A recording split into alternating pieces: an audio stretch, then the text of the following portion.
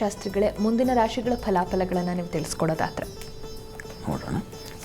ತುಲಾರಾಶಿಯವರಿಗೆ ಹೇಗಿದೆಯಪ್ಪ ಈ ವಾರದ ಆದಿಯಲ್ಲಿ ಅಂತಂದರೆ, ತುಲಾರಾಶಿಯವರಿಗೆ ವೃತ್ತಿಯಲ್ಲಿ ವಿಶೇಷ ಗೌರವ, ಕಾರ್ಯಗಳಲ್ಲಿ ಹೆಚ್ಚಿನ ಪರಿಶ್ರಮವೂ ಇದೆ.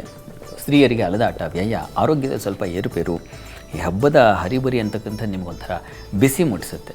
ಎಷ್ಟು ಕೆಲಸಪ್ಪ ಮುಗಿತಾ ಇಲ್ಲ ಅಂತಕ್ಕಂಥ ಒಂದು ಕೆಲಸದ ಹೊರೆಯಲ್ಲಿ ನೀವು ಕುಸಿದು ಹೋಗೋ ಸಾಧ್ಯತೆಯನ್ನು ಸೂಚಿಸುತ್ತೆ. ಹೀಗಾಗಿ ಹೆಣ್ಣುಮಕ್ಕಳು ಸ್ವಲ್ಪ ಶಾಂತ ಚಿತ್ತರಿಗೆ, ಇವತ್ತಾಗಲಿಲ್ವಾ ಸ್ವಲ್ಪ ನಾಳೆಗೆ ಇಟ್ಕೊಳ್ಳಿ, ಈಗಲೇ ಎಲ್ಲ ಒಂದೇ ದಿವಸದಲ್ಲಿ ಒಂದೇ ಕ್ಷಣದಲ್ಲಿ ಮುಗಿಸ್ಬಿಡಬೇಕು ಅನ್ನೋ ಆತುರ ಅವಸರ ತೊಂದರೆ ಮಾಡುತ್ತೆ. ಹುಷಾರು. ಆರೋಗ್ಯದಲ್ಲಿ ಸ್ವಲ್ಪ ಏರುಪೇರು ಸೂಚಿಸ್ತಾ ಇದೆ. ರಾಶಿಯಾಧಿಪತಿ ಬಲಹೀನಾಗಿದ್ದಾನೆ, ಹೀಗಾಗಿ ಚಂದ್ರನ ವ್ಯಯದಲ್ಲಿ ಸಂಚರಿಸ್ತಾನೆ, ಹೀಗಾಗಿ ಸ್ವಲ್ಪ ಹುಷಾರು. ಆದರೆ ವೃತ್ತಿಯಲ್ಲಿ ತುಂಬ ಚೆನ್ನಾಗಿದೆ. ಕೆಲಸ ಕಾರ್ಯಗಳಲ್ಲಿ ಸಹಕಾರ, ಹೆಲ್ಪ್ ಸಿಗ್ತಕ್ಕಂಥದ್ದು, ಇನ್ನೊಬ್ಬರ ಸಹೋದ್ಯೋಗಿಗಳ ಸಹಕಾರಗಳು ಉಂಟಾಗೋದು, ಇಷ್ಟರ ಮಟ್ಟಿಗೆ ಇದು ತುಂಬ ಚೆನ್ನಾಗಿದೆ, ಅನುಕೂಲ ಆಗುತ್ತೆ.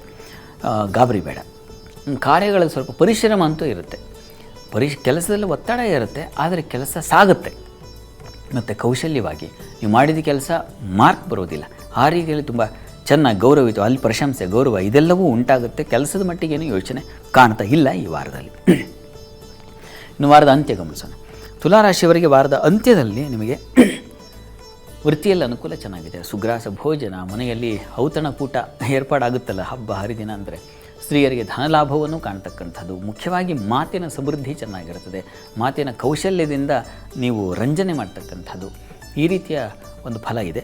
ನಷ್ಟ ಮತ್ತು ಅಪಮಾನಗಳಿಗೆ ಒಂದು ಸಂದರ್ಭವೂ ಏರ್ಪಾಡಾಗಬಹುದು, ಹೀಗಾಗಿ ಸ್ವಲ್ಪ ಹುಷಾರಾಗಿ. ಕಾರಣ ನಿಮ್ಮ ರಾಶಿಯಿಂದ ಅಷ್ಟಮಾಧಿಪತಿ ವ್ಯಯದಲ್ಲಿರೋದು ಶುಕ್ರನೇ, ಅದು ಆರೋಗ್ಯದ ಮೇಲೂ ಪರಿಣಾಮ ಬೀರುತ್ತೆ. ಮಾನಸಿಕವಾಗಿ ಸ್ವಲ್ಪ ತೊಗೊಂಡ್ಬಿಡ್ತೀರ, ಹಾಗಾಗಿ ಸ್ವಲ್ಪ ಹುಷಾರಾಗಿರಿ. ಆದರೆ ನಿಮಗೆ ಇಡೀ ವಾರವನ್ನು ಗಮನಿಸ್ಕೊಂಡಾಗ ಹೆಚ್ಚಿನ ಅನುಕೂಲ ಇದೆ. ಚಂದ್ರನಿಂದಾಗಿ ಒಳ್ಳೆಯ ಸೌಖ್ಯ, ಸಮೃದ್ಧಿ, ಸಮಾಧಾನ ಇವುಗಳು ಖಂಡಿತ ಉಂಟಾಗುತ್ತೆ. ಕುಟುಂಬದಲ್ಲಿ ಬಹಳ ಮುಖ್ಯವಾಗಿ ಕುಟುಂಬದಲ್ಲಿ ಒಂದು ಸಮಾಧಾನ, ಶಾಂತತೆಯನ್ನು ಕಾಣ್ತಕ್ಕಂಥದ್ದು. ಆ ಪೂಜೆಯ ಹಿಂದೆ ಮುಂದೆ ಯಾವುದೇ ಗಡಿಬಿಡಿ ಇಲ್ಲದೆ ಅದನ್ನು ಒಂದು ಸಾವಧಾನ ಚಿತ್ತವಾಗಿ ಅನುಭವಿಸ್ತಕ್ಕಂಥದ್ದು, ಆ ರೀತಿಯ ಫಲ ಏರ್ಪಾಡಾಗುತ್ತೆ. ಆದರೆ ವಾರದ ಆದಿಯಲ್ಲಿ ಮಾತ್ರ ಸ್ವಲ್ಪ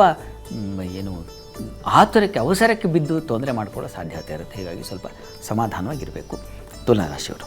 ಇದಕ್ಕೆ ಪರಿಹಾರ ಏನಪ್ಪ ಅಂದರೆ, ಮಹಾಲಕ್ಷ್ಮಿ ಅಷ್ಟೋತ್ತರ ಸೇವೆ ಮಾಡಿ. ರಾಷ್ಟ್ರಾಧಿಪತಿ ವೀಕ್ ಆಗಿದ್ದಾನೆ, ಹೀಗಾಗಿ ಆರೋಗ್ಯದಲ್ಲಿ ಏರುಪೇರು ಕಾಣ್ತಾ ಇರುತ್ತೆ. ಇಡೀ ವಾರ ಸುಸ್ತು, ಸಾಕಾಯಿತು ಅಂತ ಅನಿಸುತ್ತೆ. ಹೀಗಾಗಿ ಮಹಾಲಕ್ಷ್ಮಿ ಅಷ್ಟೋತ್ತರ, ಮಹಾಲಕ್ಷ್ಮಿ ಸ್ತುತಿ, ಅಭಿಷೇಕ ಮಾಡಿಸಿ, ತೀರ್ಥ ಸೇವನೆ ಇದೆಲ್ಲ ಬೇಕು.